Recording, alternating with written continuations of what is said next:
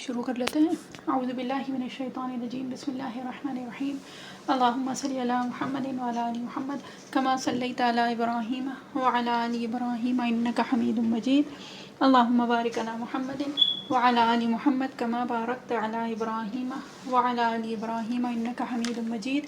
رب اشرح لی صدری ویسر لی امری واحلل عقدۃ من لسانی یفقہوا قولی۔ رب زدنی علما، رب یسر ولا تعسر وتمم بالخیر وبک نستعین یا فتاح۔ رب زدنی علما، رب اجعلنی مقیم الصلاۃ ومن ذریتی ربنا وتقبل دعاء۔ اللہم اجعلنی شکورا واجعلنی صبورا واجعلنی فی عینی صغیرا واعین الناس کبیرا۔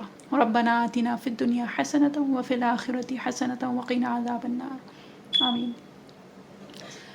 بات دعاؤں کی ہو رہی تھی، تو انشاءاللہ اسی کو جاری رکھتے ہوئے، اسی کو کنٹینیو کرتے ہوئے آج دیکھیں کتنی دعائیں ہوتی ہیں۔ بہرحال یہ سیشن ویسے بھی ایک اضافی وہ ہوتا ہے، مطلب ایکسٹرا ان دا سینس کہ اگر کسی کو کچھ پوچھنا ہے، کوئی مسئلہ پوچھنا ہے، کوئی کلیریفیکیشن ہے یا کچھ بھی ہے تو وہ آپ لوگ پوچھ لیں۔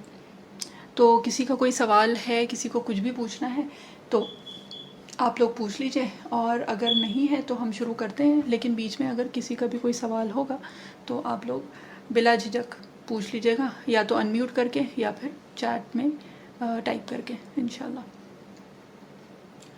اعوذ باللہ من الشیطان الرجیم، بسم اللہ الرحمن الرحیم۔ ربنا آتنا فی الدنیا حسنہ وفی الآخرۃ حسنہ وقنا عذاب النار۔ یہ جو ہے یہ ہے سورہ بقرہ کی آیت نمبر 201، ٹھیک۔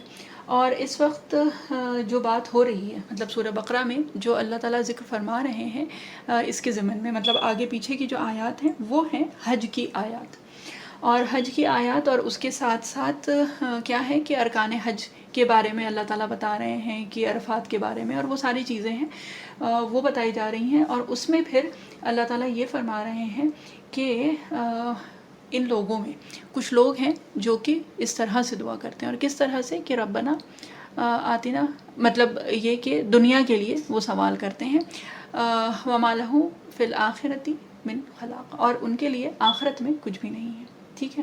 اور اس کے بعد اللہ تعالیٰ تعریف فرماتے ہوئے یہ فرما رہے ہیں کہ پھر کچھ لوگ ہیں جو کہ کہتے ہیں، اور وہ کیا کہتے ہیں، ربنا آتنا فی الدنیا حسنۃ وفی الآخرۃ حسنہ وقنا عذاب النار، کہ کچھ لوگ ہیں جو اس طرح سے مانگتے ہیں کہ یا اللہ ہمیں دنیا میں بھی حسنات عطا فرمائیے اور آخرت میں بھی، اور ہمیں آگ کے عذاب سے بچائیے۔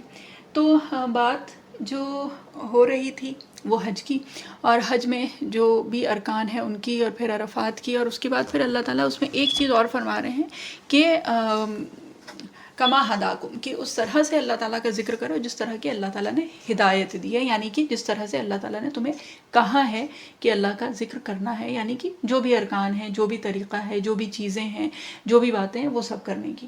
اور اس کے بعد پھر یہ بتایا کہ کچھ لوگ ہیں جو صرف دنیا مانگتے ہیں، بلکہ اس کے ساتھ اس کے برعکس کچھ لوگ ہیں جن کی اللہ تعالیٰ نے تعریف کی ہے کہ وہ اس طرح سے مانگتے ہیں کہ دنیا بھی مانگتے ہیں اور آخرت بھی مانگتے ہیں، اور جہنم سے محفوظ رہنے کی دعا بھی مانگتے ہیں، یعنی آگ سے بچنے کی دعا بھی مانگتے ہیں، اس عذاب سے خلاصی کی دعا بھی مانگتے ہیں۔ اب ایک چیز جو ہے نا اس میں جو سمجھنے والی، اچھا الحمدللہ ثم الحمدللہ، یہ دعا واقعی وہ ہے جو اکثر اور بیشتر ہم لوگوں کو یاد ہوتی ہے، بلکہ جب دعا کا نام آتا ہے تو ذہن میں یہی ایک دعا آتی ہے، ربنا آتنا فی الدنیا حسنۃ وفی الآخرۃ حسنۃ وقنا عذاب النار۔ بلکہ کئی بار تو جب اور کچھ بھی سمجھ میں نہیں آتا تو پھر یہ دعا ہی یاد آتی ہے، اور یہ دعا ہی سمجھ میں آتی ہے۔ تو بہرحال اگر فضائل کے اس سے دیکھیں تو اس دعا کی بہت فضیلت ہے، اور دعاؤں کی تو بہرحال فضیلت ہے، اور وہ بھی اگر قرآن شریف کی دعائیں ہیں تو ان کی فضیلت کی بات ہی الگ ہے، اس وجہ سے کہ یہ دعائیں تو واقعی وہ ہیں جو کہ اللہ تعالیٰ نے خود سکھائی ہیں ہم کو، ٹھیک ہے۔ اور اللہ تعالیٰ کی سکھائی ہوئی دعائیں ہیں جو اللہ تعالیٰ نے خود ہم سے کہا ہے کہ اس طرح سے مانگو، یا تو کسی پیغمبر کے ذریعے سے بلوایا، یا پھر اللہ تعالیٰ نے خود تعلیم فرمائی قرآن شریف میں، یا پھر جیسے کہ یہاں پہ ہوا ہے کہ ایک طرح کی دعا کی اللہ تعالیٰ نے مذمت کی ہے، یعنی کہ اللہ تعالیٰ کو وہ نہیں پسند ہے، اللہ تعالیٰ نے یہ بتایا ہے کہ وہ چیز اللہ تعالیٰ کو نہیں پسند ہے جو کہ صرف دنیا کے لیے ہم. اور اس کے برعکس اللہ تعالیٰ نے بتایا کہ کچھ لوگ ایسے ہیں جو اس طرح سے دعا کرتے ہیں ربنا آتنا فی الدنیا حسنہ وفی الآخرۃ حسنہ وقنا عذاب النار. اور اس چیز کو کہہ کے اللہ تعالیٰ نے اس کی تعریف فرمائی ہے. ٹھیک ہے. تو بات یہ ہے کہ اللہ تعالیٰ نے سکھائی ہے یہ دعا خود، اس کے الفاظ، اس کا مفہوم اور اس کی جو حقیقت ہے تو وہ تو اللہ تعالیٰ ہی جانتے ہیں، ہے نا. ہمارا تو کام بس یہی ہے کہ اپنی استطاعت مطلب جتنا ہو سکتا ہے اس کو سمجھنے کی کوشش کریں اور اس کا استحضار کر کے اس کو مانگیں. مطلب اس کا یہ ہے کہ اس کی جو گہرائی ہے، اس کا جو مطلب ہے، جو اس کا مفہوم ہے، اپنی طرف سے تو کوشش کر لیں تھوڑی بہت یا جتنی بھی ہو سکتی ہے کہ اس کو سمجھیں اور اس چیز کو اپنے اندر حاضر کر کے اللہ تعالیٰ سے دعا مانگیں. ٹھیک ہے. اب اس کے ساتھ پھر کیا ہے کہ یہ اس طرح کی چیز ہے نا کہ ہم نے کسی کو فار انسٹنس مطلب مثال کے طور پہ دعوت دی، تو ایسا تو نہیں ہے کہ ہم نے اس کو بہت اس سے بلایا اور پھر ہم اس کو اللہ نہ کرے مطلب دھتکار دیں، واپس کر دیں، اس کو رد کر دیں. ایسا تو نہیں ہوتا ہے. تو پھر اللہ تعالیٰ کی شان تو پھر وہ ہے انک لا تخلف المیعاد، ہے نا، کہ اللہ تعالیٰ جو ہے نا، جب اللہ تعالیٰ نے خود سکھائی ہے اور خود بتائی ہے اور پھر اس کی تعریف بھی فرمائی ہے، تو ایسا تو ہو ہی نہیں سکتا کہ وہ دعا کسی بھی طرح سے رد ہو جائے. ٹھیک. اور دعا تو ویسے بھی رد نہیں ہوتی ہے، نہ کہ یہ کہ وہ جو کہ اللہ تعالیٰ نے خود سکھائی ہے. ٹھیک.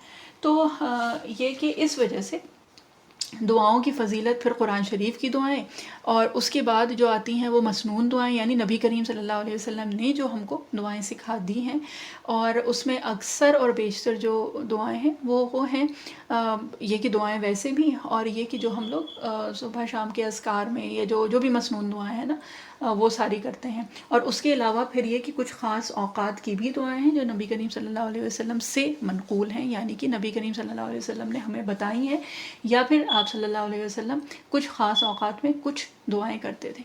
تو بہرحال اب بات یہ ہے کہ یہ جو چیز ہے دعا مانگنا، ہے نا، تو یہ چیز اس طرح سے اگر آپ سمجھ لیں تو یہاں پہ جس کانٹیکسٹ میں یہ دعا اللہ تعالیٰ نے خود قرآن شریف میں بیان فرمائی ہے، تو کیا ہے کہ حج کا سفر، ٹھیک ہے، اور اس میں پھر یہ کہ اللہ تعالیٰ یہ بتاتے ہیں کہ کچھ لوگ اس طرح سے بھی دعا کرتے ہیں اور کچھ لوگ دوسری طرح سے دعا کرتے ہیں. تو ویسے اگر دیکھیں، اگر ہم صرف ویسے دیکھ لیں جو ہم لوگوں کی جو دعائیں ہوتی ہیں، یا ایک جس کو کہتے ہیں نا اپنی ذہنیت، ٹھیک ہے، اور یہ جب کوئی بات ہوتی ہے نا تو دوسروں سے پہلے تو یہ اپنے لیے ایک یاد دہانی ہوتی ہے اور اپنے آپ کو درست کرنے کی ایک کوشش ہوتی ہے. اور وہ یہ ہے کہ جب ہم لوگ عبادت کرتے ہیں یا جب اللہ تعالیٰ جس کو کہتے ہیں نا کہ اللہ تعالیٰ کی حمد و ثنا ہو، چاہے وہ تسبیحات ہوں، چاہے وہ جو کچھ بھی ہو، عبادات بیسکلی جو بھی جس طرح کی بھی، تو جب وہ ہوتی ہے نا تو ایک جو چیز آتی ہے، اب وہ چاہے وسوسہ ہو، چاہے وہ اپنا جس کو کہتے ہیں کہ اپنی نفس کا وہ شر ہے، تو اس میں ایک چیز یہ ہوتی ہے کہ ہم لوگ مانگتے ہیں تو بہرحال اچھائیاں مانگتے ہیں، چاہے وہ رزق ہو، چاہے وہ آل اولاد ہو، چاہے کوئی مسئلہ ہے اس کا حل ہو، چاہے کچھ پریشانی ہے، بیماری ہے، اور اس طرح کی جو بھی چیزیں ہیں، ہے نا. تو وہ ساری چیزیں ہم مانگتے ہیں. اور ہم کیوں مانگتے ہیں؟ کیونکہ ہمیں پتہ ہے کہ اللہ تعالیٰ ہی اس چیز میں مدد کر سکتے ہیں، اللہ تعالیٰ ہی ہیں جو بھی پریشانی ہے اس کو حل کر سکتے ہیں، یا جو پریشانی ہے اس کو ختم کر سکتے ہیں، یا جو چیز ہم کو چاہیے وہ اللہ تعالیٰ ہی دے سکتے ہیں، ہے نا. تو اب بیسکلی ایک جو اس طرح کی ذہنیت کے ساتھ جب دعا ہوتی ہے اور کرتے کرتے کرتے کرتے ہم لوگ خود اتنے ان چیزوں سے غافل بھی ہو گئے ہیں، اور بلکہ ایک بہت پیاری بات سنی تھی کہ اتنا ہم لوگ سنتے ہیں، ادھر ادھر سنتے ہیں، اتنا سنتے ہیں کہ وہ سن کے ہم لوگ سن ہو چکے ہیں، ہے نا، کہ وہ جو ایک کیفیت ہے نا وہ آ ہی نہیں پاتی. تو بات یہ ہے کہ جب مانگتے ہیں تو خوب ساری چیزیں مانگی، یہ بھی مانگا، وہ بھی مانگا، سب کچھ مانگ لیا، اور اس کے بعد پھر ایک یہ بھی ہوتا ہے کہ کئی بار ذہن میں یہ بھی ہوتا ہے کہ ہاں سب کچھ تو ہے تو مانگنے کی ضرورت ہی نہیں ہے، یا پھر یہ ہے کہ مانگ رہے ہیں اور مانگتے مانگتے نہیں ملا تو پھر کیا فائدہ. ٹھیک ہے. تو یہاں پہ اگر دیکھیں تو دعا ہم جو مانگ رہے ہیں دعا قبول ہوئی ہے یا نہیں ہوئی ہے وہ ہم کو پتہ کیسے چلتا ہے؟ ابھی تو ہم دنیا میں ہی ہیں نا. تو بات یہ ہے کہ دعا قبول نہیں ہوئی، یہ پتہ ہمیں چلا کیسے؟ کیونکہ ہم اسی دنیا کی دعا مانگ رہے تھے اور وہ دعا قبول نہیں ہوئی، تو ہمیں پتہ چل گیا، اسی دنیا میں پتہ چل گیا. ٹھیک. تو اب جب ہماری جو سوچ ہے، ہماری جو دعائیں ہیں، ہماری جو بھی خواہشات ہیں، جو بھی تمنائیں ہیں، اگر ان کا مرکز، ان کا جو محور ہے، اگر وہ دنیا ہی ہو کے رہ گئی، تو پھر یہ کہ اس کے علاوہ تو ہم نے نہ مانگا اور نہ ہماری سوچ اس سے زیادہ بڑھ رہی ہے نا. تو بیسکلی جو ایک تنگ نظری ہے ہم لوگوں کی، یعنی کہ اگر ہم مانگتے ہیں نا اچھی اولاد، تو ذہن میں جو ایک ہوتا ہے نا وہ یہ ہے کہ ہاں اولاد وہ ہو جو کہ فرما بردار ہو، کہنا سنے، بڑی کامیاب ہو جائے، یہ ہے وہ ہے، وہ سب کچھ ہوتا ہے نا. لیکن بہت کم ہی ہو پاتا ہے کہ ہم یہ اس طرح سے سوچیں کہ ہاں اولاد وہ ہو جو کہ قیامت کے دن جب ہمارے سامنے آئے تو وہ اتنا نیکیوں کا پہاڑ لے کے آئے کہ ہمارے لیے وہ کافی ہو جائے، ہے نا. تو بات یہ ہے کہ ہم لوگوں کی ذہنیت، ہم لوگوں کا نظریہ واقعی بہت تنگ ہو گیا ہے کہ اگر بظاہر اور اپنے آپ کو بھی کنونس کرنے کے لیے ہم لوگ یہ ایکسکیوزز تو دیتے رہتے ہیں کہ ہاں بھئی آخرت کے لیے بڑا مانگ رہے ہیں اور اللہ تعالیٰ جنت میں وہ کریں، وہ تو ایک ذہنیت جو ہے نا وہ کچھ اس طرح کی اللہ تعالیٰ دنیا میں بھی خوب دے، ٹھیک ہے، خوب دیں اور پھر جنت بھی دے دیں. ٹھیک. لیکن یہاں پہ اللہ تعالیٰ کیا بتا رہے ہیں؟ اللہ تعالیٰ نے یہ ساری چیزیں ملائی ہیں ہمارے لیے. ٹھیک ہے، کہ ربنا آتنا فی الدنیا حسنۃ وفی الآخرۃ حسنۃ، کہ دنیا میں اور آخرت میں، یعنی دنیا اور آخرت جو ہے نا وہ ساتھ ساتھ ہے. دنیا ہماری جو ہے، جو اللہ تعالیٰ نے ہمیں یہ زندگی دی ہے، وہ آخرت کمانے کے لیے دی ہے نا. تو جب اس دنیا میں ہم اللہ تعالیٰ کی فرما برداری کریں گے، حلال رزق کی کوشش کریں گے، اور اس کے علاوہ اور جتنی بھی چیزیں ہیں، نیک صحبت ڈھونڈنے کی کوشش کریں گے، اور نیک صحبت خود بھی بننے کی کوشش کریں گے، نیکیاں کرنے میں سبقت لے جانے کی کوشش کریں گے. جب یہ ساری چیزیں دنیا میں ہوں گی تو پھر کیا ہوگا؟ وفی الآخرۃ حسنہ، تو پھر آخرت بھی حسین ہوگی، یعنی حسنات ملیں گی ہمیں آخرت میں بھی. وقنا عذاب النار، اور جہنم سے بھی ہمیں نجات ملے گی، یعنی اس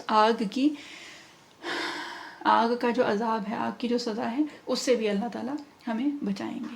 اور اللہ تعالیٰ ہم سب لوگوں کو اس دعا کو کہنے کا اور اس دعا کا، جس کو کہتے ہیں نا کہ جو حقیقت ہے، اس کو سمجھنے کی توفیق عطا فرمائے، اور اس کے ساتھ ساتھ اللہ تعالیٰ ہمیں مستجاب الدعوات بنا دیں. تو بات جو اللہ تعالیٰ نے ہمیں یہاں بتائی ہے نا، وہ یہ بتائی ہے کہ جو دنیاوی چیزیں ہیں، یعنی حلال رزق ہے، یا اولاد ہیں، اہل و عیال ہیں، رشتہ دار ہیں، گھر ہے، صحت ہے، اور جتنی بھی اور چیزیں ہیں، تو یہ سب چیزیں بہت اچھی ہیں. اور یہ کب تک اچھی ہیں؟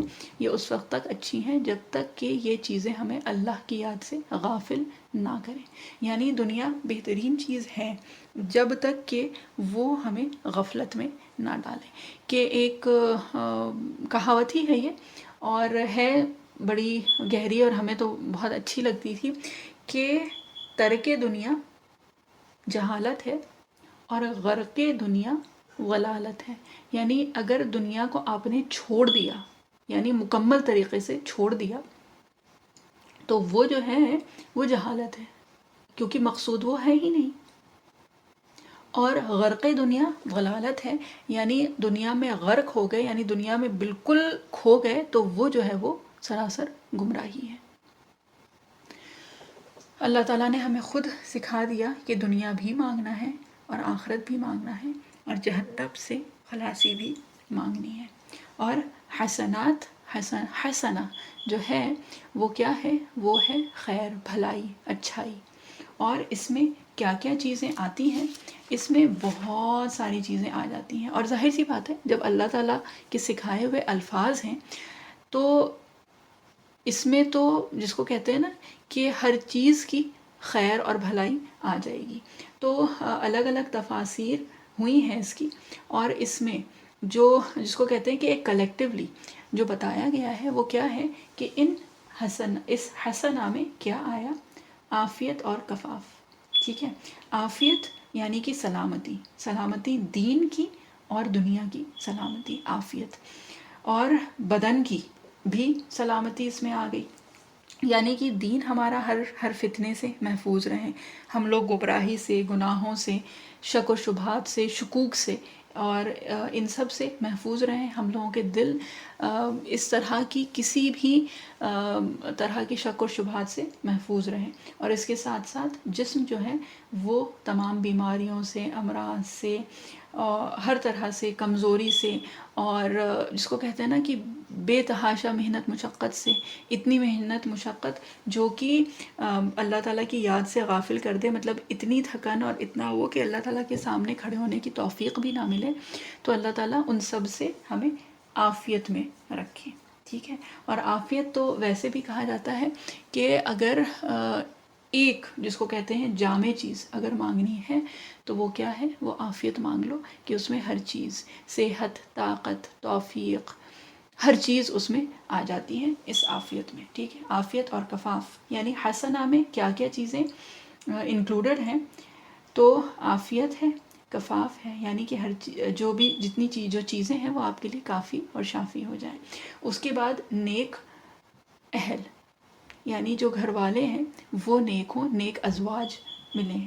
اس کے ساتھ حسنہ میں نیک اولاد، یعنی نیک اولاد وہ ہے جو کہ ایسا تو نہیں کہ ویسے تو ماں باپ کی بڑی فرما بردار، بڑی خدمت گزار وہ سب ہو، لیکن نماز روزے سے غافل ہو، یعنی کہ بہت اچھی اولاد ہے، بڑا کام کرتی ہے، بڑا خیال رکھتی ہے، بہت خوش رکھتی ہے، لیکن کیا ہے کہ ماں باپ کو تو بہت خوش رکھتی ہے لیکن اللہ نہ کرے نعوذ باللہ اللہ کو خوش نہیں رکھ پاتی ہے، یعنی نماز روزے سے جو بیسکس ہیں، کم سے کم فرائض ہیں، ان سے غافل ہو. تو وہ رہی حسنہ میں نیک اولاد، یعنی اللہ تعالیٰ کی بھی فرما بردار اور ماں باپ کی اور اپنے جو حقدار ہیں ان کی بھی فرما بردار اور حق بجا لینے والی، یعنی کہ حق ادا کرنے والی. اس کے بعد حسنات میں حلال رزق شامل ہے. رزق میں بہترین جو رزق یعنی کہ جو آمدنی ہے وہ بھی گھر، اولاد، صحت، جو آس پاس کے لوگ ہیں وہ، امن، سکون، عافیت، رشتہ دار، قریبی دوست، اہل و عیال، یہ ساری چیزیں رزق میں شامل ہیں. ٹھیک ہے، اس کے بعد حسنہ میں علم اور عبادت کی توفیق، یعنی کہ عبادات کی توفیق تو ہے ہی، اس میں علم کیسے؟ اس لیے کیونکہ جب اس علم کے ساتھ جب عبادت ہوتی ہے تو پھر اس میں اخلاص بھی آتا ہے اور پھر اس میں نیت بھی درست ہوتی ہے، اس طرح سے کہ جب علم کے ساتھ، یعنی علم کی جو فضائل میں ہے نا، تو وہ کیا ہے کہ ایک عالم کی فضیلت جو ہے وہ اس طرح سے ہے، جیسے ایک عالم کی فضیلت ایک عابد پہ اس طرح ہے جیسے کہ چاند کی فضیلت تمام ستاروں پہ، یعنی کہ جس طرح چاند جو ہے وہ بڑا اور خوبصورت بھی لگتا ہے، بڑا بھی لگتا ہے، اور وہ ساری جو چیزیں ہیں، تو جو فضیلت چاند کی تمام ستاروں پہ ہے وہ ایک عالم کی ایک تمام عابدوں پہ ہے. ٹھیک ہے، اور یہ عابد کی بات ہو رہی ہے، یعنی عبادت گزار کی بات ہو رہی ہے، یہ ایک نارمل شخص کی بات نہیں ہو رہی ہے. تو علم اور عبادت بھی اس حسنہ میں شامل ہے، یعنی کہ دین کی سمجھ کے ساتھ ہم وہ کام کریں، یعنی جو تفقہ فی الدین جو ہے نا وہ ہمیں حاصل ہو، یعنی کہ دین کی سمجھ اور حکمت اور وہ سوجھ بوجھ وہ سب کچھ ہمیں عطا ہو. یہ ہے ربنا آتنا فی الدنیا حسنہ وفی الآخرۃ حسنہ. تو حسنہ میں یہ ساری چیزیں شامل ہیں. اس کے ساتھ ساتھ حسنہ میں ہے کہ مخلوق میں نیک نامی بھی شامل ہوتی ہے، یعنی کہ ایک تو یہ چیز ہے کہ ہم اللہ تعالیٰ کے قریب ہوں، اور اس کے ساتھ ساتھ جو دنیا میں رہ کے ایک ہماری ضرورت ہے وہ یہ ہے کہ جس کو کہتے ہیں نا کہ یہ ریاکاری نہیں بات ہو رہی ہے یہاں پہ، یہ ہے کہ مخلوق میں، یعنی اللہ تعالیٰ کی جو نیک مخلوق ہے نا وہ بھی آپ کو نیک سمجھے. ٹھیک ہے، اور یہ کہ اس کی تو خیر دعا بھی ہے، اللہم اجعلنی شکورا وجعلنی صبورا وجعلنی فی عینی صغیرا وعیون الناس کبیرا. یہ تو دعا بھی مسنون دعا ہے نا، نبی کریم صلی اللہ علیہ وسلم نے سکھائی ہے. اس میں کیا ہے کہ اپنی نظر میں تو ہم نیچے ہوں لیکن لوگوں کی نظر میں ہم بڑے ہوں. اور جب اس طرح کی کیفیت ہوتی ہے، جب یہ چیز حاصل ہوتی ہے نا، تو پھر کیا ہوتا ہے، پھر اس میں شکر گزاری آتی ہے کہ اللہ تعالیٰ نے ہمارے عیبوں پہ پردہ ڈالا ہوا ہے. اس وجہ سے کہ دیکھیں عیوب یعنی عیب تو سب میں ہیں، لیکن یہ ہے کہ کسی کے عیب ظاہر ہو جاتے ہیں اور کسی کے عیبوں پہ پردہ پڑا ہوتا ہے. تو بات یہ ہے کہ جو اپنے عیب ہیں وہ اپنے آپ کو دکھائی دے جائیں، لیکن اللہ تعالیٰ کی جو ستاری ہے نا وہ آ جائے، یعنی کہ اللہ تعالیٰ ستر پوشی فرما دیں. تو مخلوق میں نیک نامی بھی اس حسنہ میں شامل ہے. پھر حسنہ میں صحت اور کفایت، یعنی کہ جو بھی اللہ تعالیٰ نے دیا ہے وہ ہمارے لیے کافی ہو جائے، یعنی اس کے علاوہ کی نہ ضرورت ہو اور نہ خواہش ہو.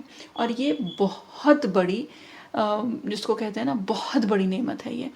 اور جس کو قناعت پسندی بھی کہا جاتا ہے نا، کہ جتنا ہے بس اس میں خوش رہیں، اس سے زیادہ کی نہ خواہش اور نہ حسرت ہو. اور اگر یہ کیفیت مل جائے نا تو اس سے بڑی نعمت کوئی ہو ہی نہیں سکتی.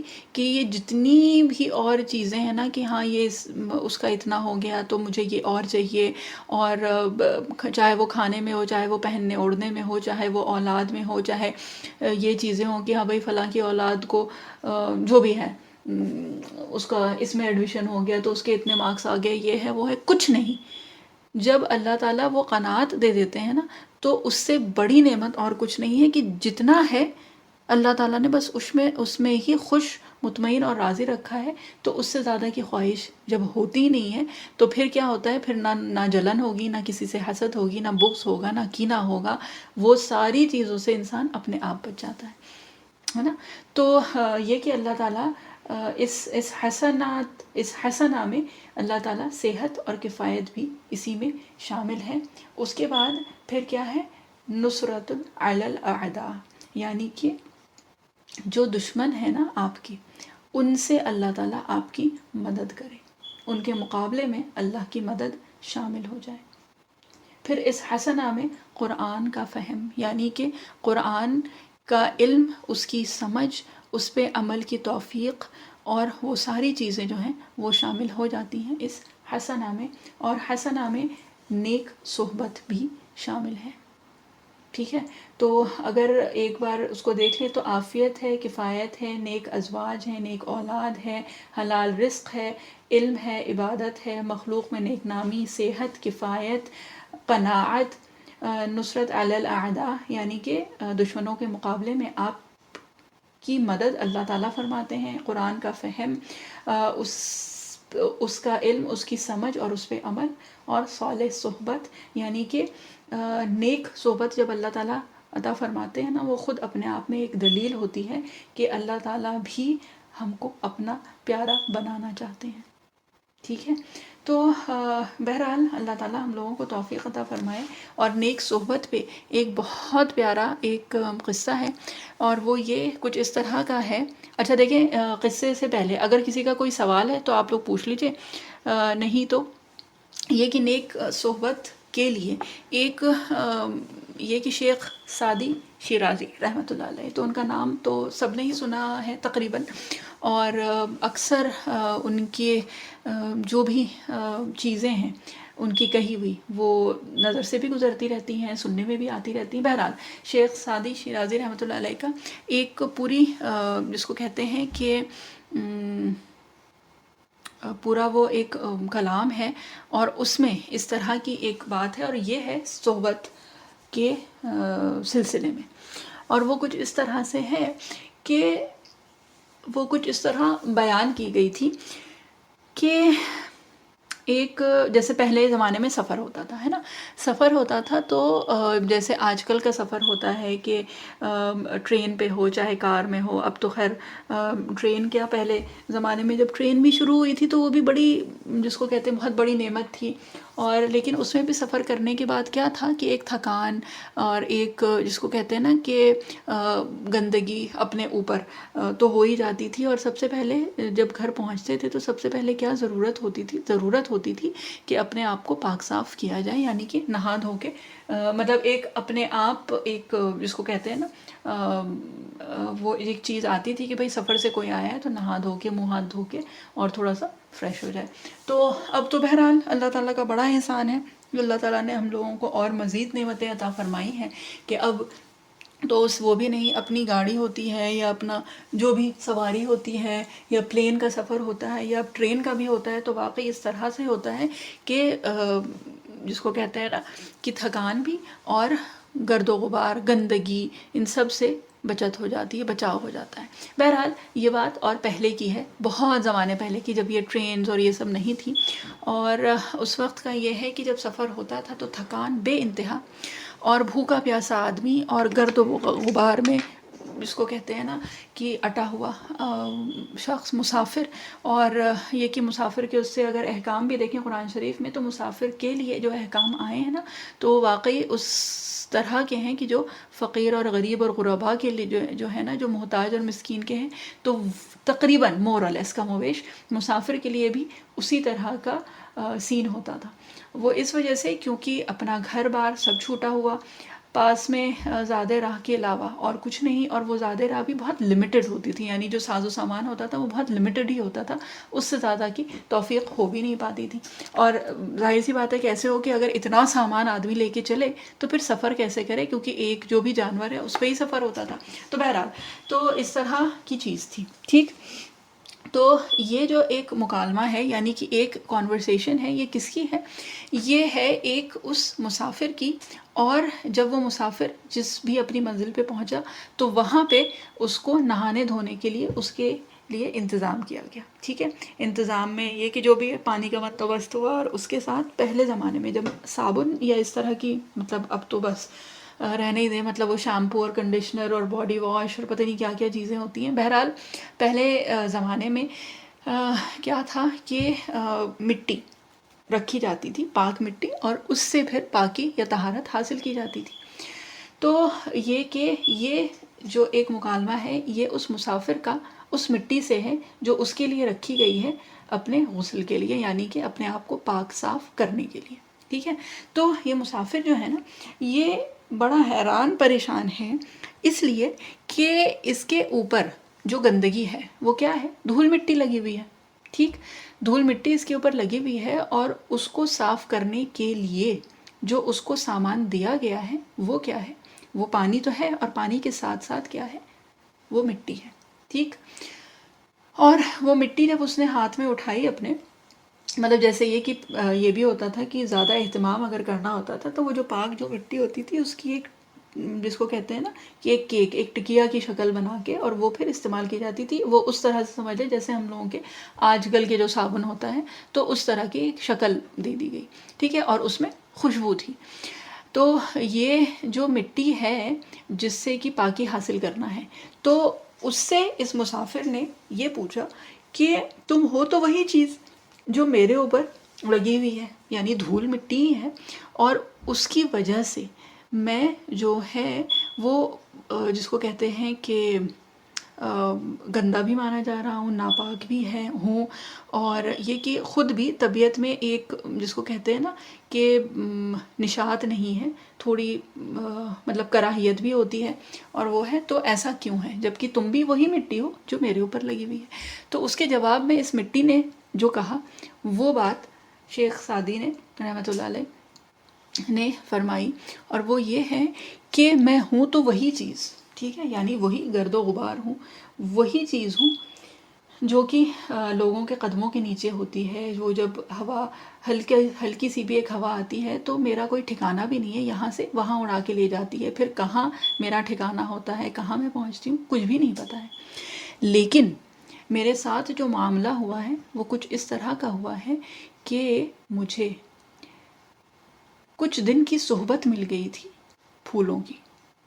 ٹھیک ہے، اور یعنی کہ ان ادر ورڈز اگر دیکھیں تو کیا ہے کہ اس مٹی کو، اور وہ ویسے بھی ہم لوگ بھی اس طرح کی چیزیں بہت کرتے رہتے تھے. اب تو یہ کہ موبائل کے علاوہ اور کسی کو کچھ موقع ملتا ہی نہیں ہے. بہرحال اللہ تعالیٰ ہم لوگوں کو توفیق عطا فرمائے اور ہم لوگوں کی حفاظت فرمائے. تو یہ ہے کہ وہ مٹی جو ہے وہ کچھ دن پھولوں کے ساتھ، یعنی کہ جو پھول کی جو وہ ہوتی ہیں پیٹلز ہوتی ہیں ان کے ساتھ خوشبودار، تو ان کے ساتھ رکھ دیا گیا، تو کچھ دن بعد کیا ہوتا ہے کہ وہ مٹی بھی خوشبودار ہو جاتی ہے نا. ویسے ہی جیسے عطر اگر آپ نے کہیں پہ رکھا ہے یا عطر لگے ہوئے کپڑے اگر کہیں پہ رکھے ہیں تو الماری بھی خوشبو سے بھر جاتی ہے. یا پھر اسی طرح سے کہیں پہ بھی دیکھ لیں، کچھ آپ پھولوں کی پتیاں، خوشبودار پھولوں کی پتی پانی میں ڈال دیں تو وہ پانی بھی خوشبودار ہو جاتا ہے. تو اس مٹی نے جواب میں یہ کہا کہ میں ہوں تو وہی خاک، وہی مٹی، لیکن میرے ساتھ معاملہ یہ ہوا کہ مجھے اکٹھا کر کے کچھ دنوں کے لیے پھولوں کی صحبت مل گئی. ٹھیک ہے، اور اس صحبت کے بعد کیا ہوا کہ میرا اب یہ حال ہو گیا ہے کہ میں اب پاک صاف مانی جاتی ہوں، بلکہ اتنی پاک اور اتنی صاف کہ تم کو بھی پاک کرنے کے لیے استعمال میں آؤں گی.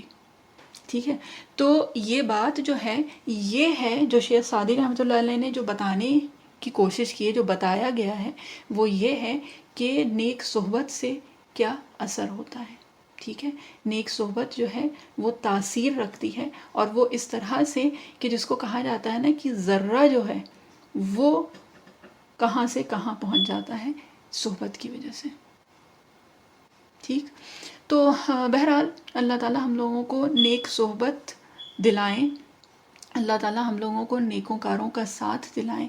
اور اگر قرآن شریف میں بھی دیکھیں نا تو کیا ہے، کونو مع الصادقین، کونو مع مطلب الگ الگ جگہ پہ اللہ تعالیٰ نے الگ الگ چیزیں ہم کو بتائی ہیں، ہے نا، کہ ہو جاؤ سچوں کے ساتھ، ہو جاؤ فرما برداروں کے ساتھ. ٹھیک ہے نا، کہ اللہ تعالیٰ نے قرآن شریف میں خود بھی ہم لوگوں سے وقتاً فوقتاً کتنی جگہ فرمایا ہے یہ بات کہ کونو مع الصادقین، کونو مع جو بھی نا محسنین اور متقین، یہ سب اللہ تعالیٰ نے فرمایا ہے کہ کیا ہے کہ تم ان میں ہو تو جاؤ، تم خود ہو چاہے نہ ہو ان میں ہونے کی کوشش کرو، تو تمہارے اس پہ کیا ہوگا کہ میں ان میں شامل کر دوں گا.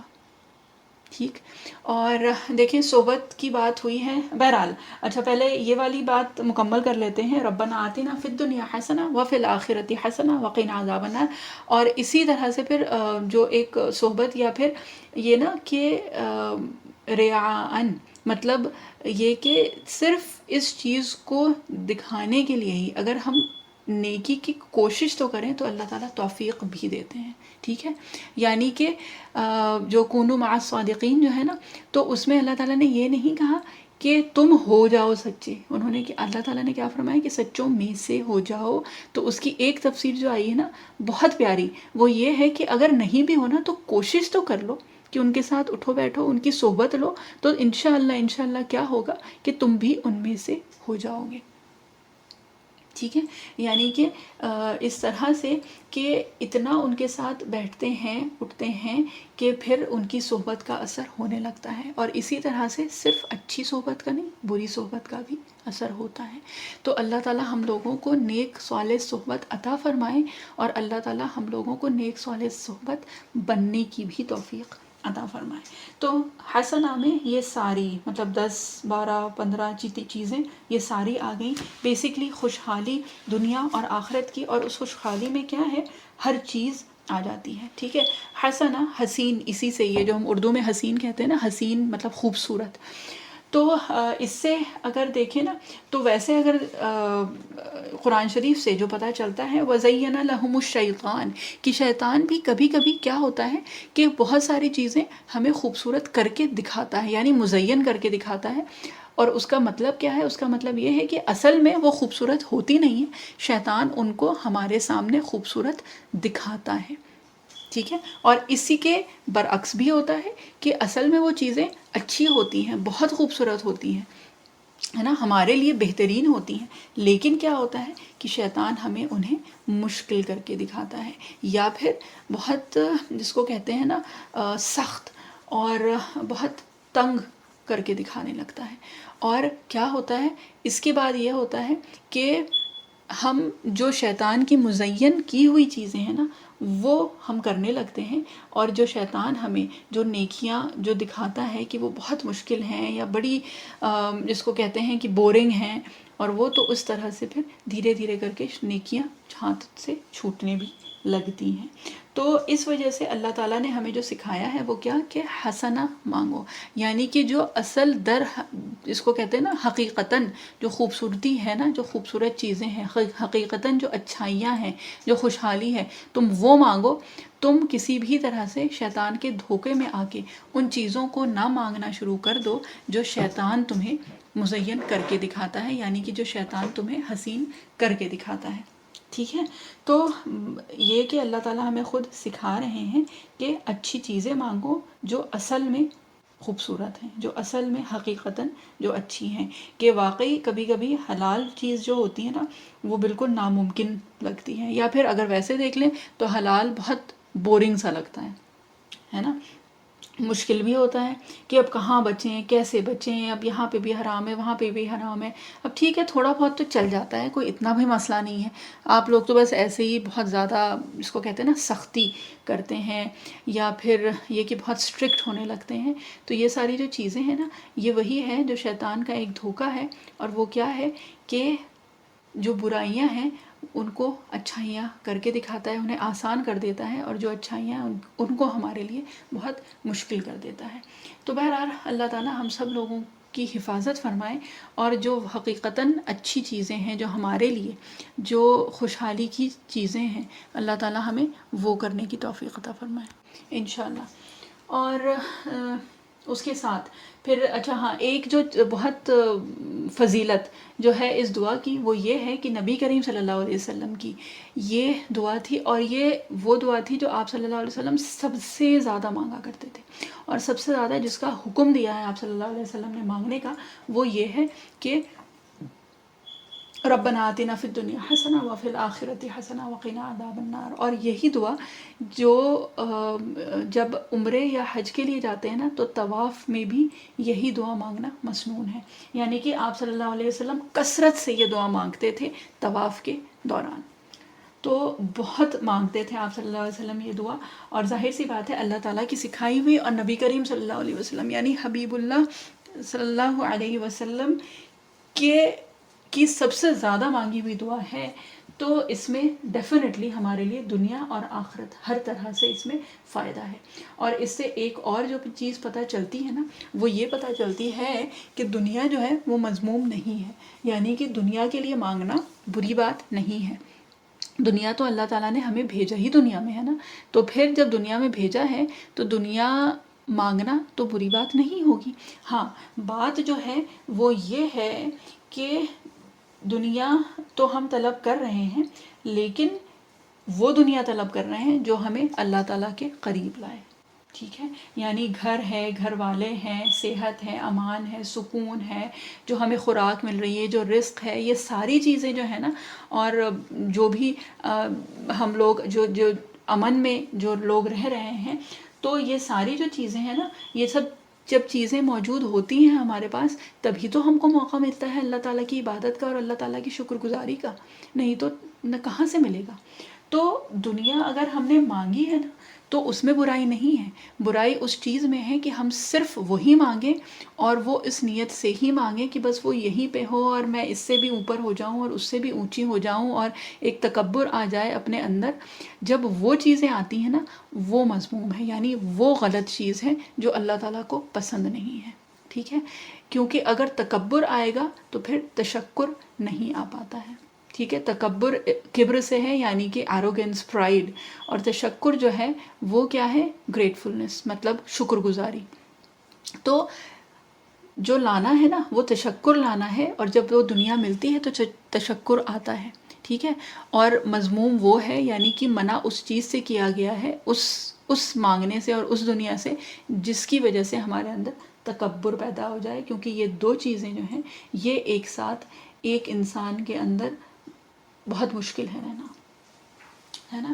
تو بہرحال اور اگر ہم لوگوں کے جو صالحین جو گزرے ہیں، جو اکابرین گزرے ہیں، اگر ان کے قصے دیکھیں تو بظاہر اگر یہ بھی تھا نا کہ دنیا ان کے پاس تھی بہت، دنیا مطلب یہ کہ دنیا کے مال و اسباب اور یہ سب تھے بہت، لیکن وہ جو اسباب تھے نا وہ انہیں اللہ تعالیٰ کے قریب کرتے تھے، اللہ تعالیٰ سے دور نہیں کرتے تھے. جیسے ایک قصہ ہے ایک صحابی رضی اللہ عنہ کا کہ بہت خوبصورت بہت بڑا باغ تھا ان کے پاس، اور ایک بار وہ اس باغ میں نماز پڑھ رہے تھے، ٹھیک ہے، اور اس میں ایک کیا ہوا، ایک بہت خوبصورت چڑیا آئی اور نماز میں ان کا دھیان بڑھ گیا. تو جب وہ نماز سے فارغ ہوئے تو انہوں نے وہ جو باغ تھا اپنا وہ صدقہ کر دیا. اور جب پوچھا گیا تو انہوں نے یہ بتایا، اس کی وجہ انہوں نے یہ بتائی کہ یہ باغ میرے لیے بہت ظاہر سی بات ہے ایک ایسٹ تھا، لیکن کیونکہ اس نے مجھے میرے رب کی یاد سے غافل کر دیا تھا تو اس وجہ سے میں نے اس کو صدقہ کر دیا. ٹھیک، تو بہرحال دنیا بری چیز نہیں ہے. دنیا اس وقت بری ہو جاتی ہے جب وہ ہمیں اللہ تعالیٰ کی یاد سے غافل کر دے، یا پھر جب وہ ہمارے اندر تکبر، یا جس کو کہتے ہیں نا کہ دوسروں سے بہتری، یا پھر اور جو باطنی چیزیں ہوتی ہیں نا، یعنی کہ جو روحانی بیماریاں ہوتی ہیں، جب ہمیں اس میں مبتلا کرنے لگے وہ دنیا، تو پھر وہ چیز ہے جو کہ اللہ تعالیٰ کو پسند نہیں ہے. اور پھر وہ چیز ہے کہ جو دنیا ہمارے لیے، جس کو کہتے ہیں آخرت کا سامان، نہیں بن پائے گی، ہے نا. تو یہ ہے کہ مال کو اگر حکمت سے اور یہ کہ ایک اخلاصی نیت کے ساتھ اگر رکھا ہوا ہے تو پھر کیا ہے، تو پھر وہ مال بھی ہمارے لیے حسنات میں شامل ہو جاتا ہے. ٹھیک ہے. اور اگر ویسے دیکھیں تو صحابہ اکرام رضی اللہ عنہم میں جو بہت بڑے صحابہ اکرام جو مانے جاتے ہیں، ابو بکر صدیق رضی اللہ عنہ، عثمان غنی رضی اللہ عنہ. عثمان غنی رضی اللہ عنہ کو تو لقب بھی یہی ملا تھا. تو کیا تھا، ان کے پاس تو بہت مال اور اسباب تھے، لیکن ان مال اور اسباب کی وجہ سے وہ کبھی بھی جس کو کہتے ہیں نا کہ اللہ تعالیٰ کی یاد سے غافل نہیں ہوئے، بلکہ وہ مال اور اسباب ان کو اللہ تعالیٰ کے اور قریب کرنے میں ان کے مددگار ثابت ہوئے تھے، ہے نا. تو بات یہ ہے کہ اگر عثمان رضی اللہ عنہ کا ہی دیکھیں تو ایک بہت چھوٹی سی لیکن بہت پیاری چیز ہے، وہ یہ ہے کہ جب مسجد نبوی بننے کا مطلب ابھی نہیں، 1450 سال پہلے کی بات ہو رہی ہے، جب مسلمان بھی اتنے نہیں تھے، نہ ان کے پاس اتنا مال اور اسباب تھے، کچھ بھی نہیں تھا. تو اس وقت وہ جو زمین تھی نا، وہ ایک یہودی کی تھی، جو کہ وہ بہت مہنگے اس میں بیچ رہا تھا، یہ زیادہ دام میں. اور بہرحال مسلمانوں کے پاس مل کے بھی اتنی رقم نہیں ہو پا رہی تھی کہ وہ زمین لے لیں.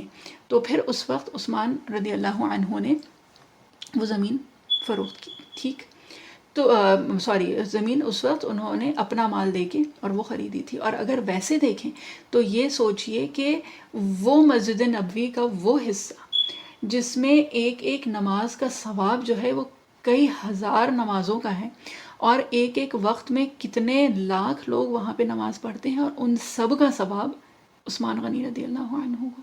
تو یہ ان کا مال ہی تھا نا، جو ان کو، جس کو کہتے ہیں نا کہ کیا ذخیرہ ہوگا ان کے پاس قیامت کے دن، کہ ہم لوگوں میں سے جس نے بھی مسجد نبوی میں 2 نفل بھی پڑھے ہیں اور اس کا کتنے گنا، مطلب ہزاروں گنا ثواب، اور لاکھوں لوگوں، لاکھوں کروڑوں لوگوں کی نمازوں کا ثواب. تو یہ کہ یہ ان کو ملا کس سے، اپنے مال سے ہی ملا نا. لیکن وہ مال جس کو انہوں نے پکڑ کے نہیں رکھا، وہ مال جس کو انہوں نے جمع کر کے نہیں رکھا، وہ مال جس کو انہوں نے اللہ کے راستے میں خرچ کیا، وہ مال جو ان کے لیے اللہ تعالیٰ کے تقرب کا ذریعہ ہو گیا، یعنی اللہ تعالیٰ کے قریب کرنے کا ذریعہ ہو گیا تھا. اور ابو بکر صدیق رضی اللہ عنہ، انہوں نے کیا کیا تھا، وہ بھی تو بہت مالدار تھے نا. اسی مال سے تو انہوں نے بلال رضی اللہ عنہ کو خریدا تھا. اور جب ان کے اوپر وہ تشدد کر رہا تھا، جو بلال رضی اللہ عنہ، دیکھیں اس کا نام ہی، بہرحال اللہ تعالیٰ معاف کریں، اس کا نام اس وقت ہمارے ذہن میں نہیں آ رہا. بہرحال تو یہ کہ جو آقا تھا بلال رضی اللہ عنہ کا، تو تشدد اس طرح سے کرتا تھا کہ ان کو انگاروں پہ لٹاتا تھا. اور جب بلال رضی اللہ عنہ کی جو جسم کی جو چربی ہے جب وہ ٹپکتی تھی تو اس سے انگارے بجھ جاتے تھے. تو یہ تشدد تھا. اور وہاں کی مکہ کی جو گرم ریت ہے اس پہ ان کو گھسیٹا جاتا تھا بلال رضی اللہ عنہ کو. تو یہ تشدد تھا. تو وہ ختم کرنے کے لیے، اور اس پہ پھر بلال رضی اللہ عنہ جو ہے وہ احد احد کہا کرتے تھے. تو بہرحال یہ سب دیکھ کے ابو بکر صدیق رضی اللہ عنہ تھے جنہوں نے اپنا مال خرچ کر کے بلال رضی اللہ عنہ کو خریدا تھا اور انہیں آزاد کر دیا تھا. تو یہ ابو بکر صدیق رضی اللہ عنہ کا مال تھا. حضرت سلیمان علیہ السلام نبی تھے، پیغمبر تھے، اللہ تعالیٰ کے تھے نا. وہ کیا تھے؟ بادشاہ تھے، اور انہوں نے تو مانگی بھی تھی دعا نا کہ اللہ مجھے وہ سلطنت عطا فرمائیے جو کہ کسی کو نہ ملی ہو۔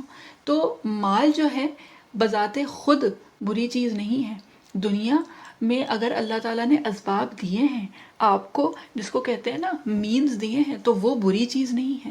برائی اس وقت آتی ہے جب ہمارا توکل اس مال پہ ہوتا ہے، جب ہمارا بھروسہ اس پہ ہونے لگتا ہے، جب ہم جس کو کہتے ہیں نا کہ اس کی وجہ سے تکبر آتا ہے۔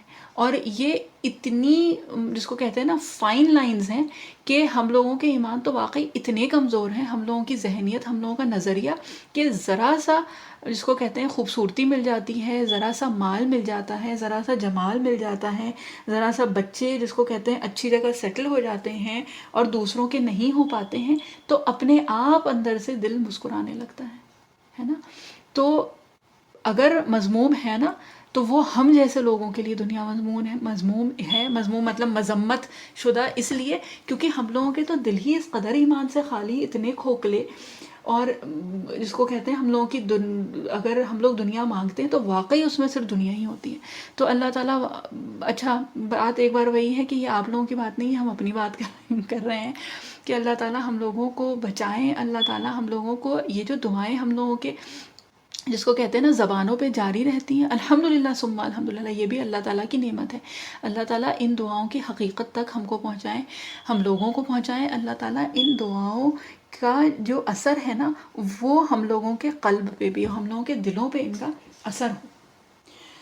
تو یہ کہ اللہ تعالیٰ کا قرب اگر مل جائے تو، اور اس مال سے، اس دنیا سے کے استعمال سے جس کو کہتے ہیں کہ اللہ تعالیٰ ہمیں اگر آخرت عطا فرما دے تو دنیا طلب کرنے میں کوئی حرج نہیں ہے نا۔ اور اس سے اللہ تعالیٰ ہم کو یہ بھی سکھا رہے ہیں کہ دنیا بھی مانگنی ہے اور آخرت بھی مانگنی ہے۔ اور اسی پہ ایک صحابی رضی اللہ عنہ کا واقعہ ہے کہ بہت کمزور اور لاغر نظر آئے، تو ان سے پوچھا گیا تھا کہ آپ مطلب خیریت کیا ہو گیا؟ تو انہوں نے بتایا کہ میں نے اللہ تعالیٰ سے یہ دعا کی تھی کہ یا اللہ جو بھی مشقتیں ہیں نا آخرت کی، وہ یہیں پہ ہی دنیا میں ہی مجھ سے ان کا حساب کتاب کر رہے تاکہ آخرت میری بالکل صاف ہو جائے، ٹھیک ہے۔ اور اس کی جس کو کہتے ہیں کہ جواب میں، یعنی کہ ان صحابی رضی اللہ عنہ کی دعا اللہ تعالیٰ نے ایسے قبول کی تھی کہ بہرحال تو یہ کہ اتنے کمزور اور اتنے جس کو کہتے ہیں کہ وہ ہو گئے تھے، ضعیف ہو گئے تھے، یعنی ضعف سے ہے یہ، تو ہو گئے تھے کمزور، کہ پھر ان کو یہ کہ ان کو یہ تعلیم دی گئی کہ اللہ تعالیٰ سے اس طرح سے نہ مانگو، بلکہ یہ مانگو کہ اللہ تعالیٰ مجھے دنیا میں بھی خیر اور خوشیاں اور حسنات عطا فرمائے، اور آخرت میں بھی حسنات عطا فرمائے، اور آگ کے عذاب سے بچا لیں، ٹھیک۔ تو بات جو ہے وہ یہی ہے کہ اللہ تعالیٰ ہم لوگوں کو یہ جو دعائیں ہیں نا، یہ اللہ تعالیٰ نے سکھائی ہیں، یہ کلمات، یہ الفاظ، یہ سب اللہ تعالیٰ کے سکھائے ہوئے ہیں۔ ہم اگر بے کیف بھی مانگیں گے نا تو اللہ تعالیٰ ہمیں عطا فرمائیں گے، لیکن ہاں اس کیفیت کے ساتھ جب مانگتے ہیں تو پھر اس کی بات ہی الگ ہوتی ہے۔ بات وہی ہے کہ علم کے ساتھ جب عبادت ہوتی ہے تو پھر اس کو کہتے ہیں نا نور علی نور، تو پھر وہ حاصل ہوتا ہے۔ اور یہ کہ اس دعا کے حساب سے اگر دیکھا جائے تو ہاں ایک اور قصہ ہے، دیکھیں حضرت سفیان ثوری رحمۃ اللہ علیہ کا، کہ جس وقت ان کا انتقال ہو رہا تھا نا، تو اس وقت یہ کہ بالکل آخر وقت جب آ رہا تھا ان کا، یعنی مرض الموت میں تھے وہ، تو ان کے تکیے کے نیچے سے 20 اشرفیاں نکلی، یعنی کہ دینار نکلے۔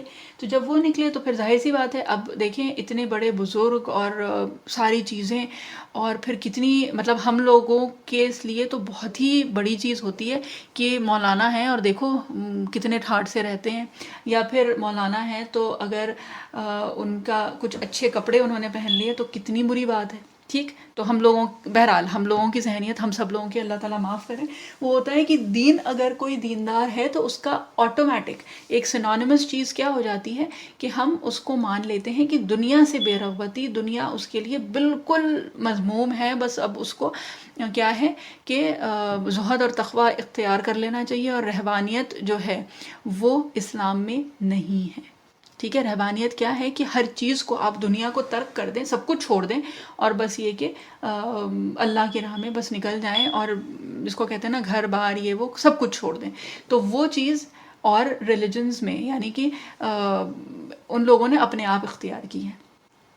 وہ بھی قرآن شریف میں خود آیا ہے نا، وہ رہبانیت، بہرحال اس وقت ہمیں آیت وہ یاد نہیں آ رہی ہے، لیکن یہ کہ اللہ تعالیٰ خود فرما رہے ہیں کہ رہبانیت انہوں نے اپنے اوپر طاری کر لی تھی، لیکن اللہ تعالیٰ نے انہیں رہبانیت کا حکم کبھی نہیں دیا تھا. تو رہبانیت اسلام میں نہیں ہے. یہ اکلوتا وہ جس کو کہتے ہیں مذہب ہے جو ہمیں سکھاتا ہے کہ دنیا میں بھی ہمیں اچھائی چاہیے اور آخرت میں بھی چاہیے، اور اللہ تعالیٰ ہمیں عذاب سے بھی ہمیں خلاصی چاہیے. ٹھیک ہے، تو دنیا ہمارا مقصد نہیں ہے، لیکن دنیا جو ہے وہ ہمارے لیے راستہ ہے آخرت میں جانے کا، اور آخرت ہمارا مقصد ہے. ٹھیک ہے، تو ہمیں دنیا میں بھی چاہیے اور آخرت میں بھی چاہیے. اور بات کیا ہو رہی تھی؟ تو سفیان ثوری رحمۃ اللہ علیہ کی بات ہو رہی تھی. تو بہرحال ان کے جب تکیہ کے نیچے یہ 20 وہ نکلی نا دینار نکلے، تو پھر لوگوں کو وہی تھا کہ بھائی یہ دیکھو ان کے پاس نکلا ہے. تو انہوں نے وہی فرمایا کہ یہ میں بچا کے رکھتا تھا، اور اس لیے کہ جب شیطان مجھے وسوسہ ڈالتا تھا میرے دل میں کہ کل تم کیا کرو گے یا تمہارا کیا ہوگا، تو میں اس کو جواب دیتا تھا کہ یہ میرے پاس ہے. ٹھیک ہے، تو مجھے فکر کرنے کی ضرورت نہیں ہے.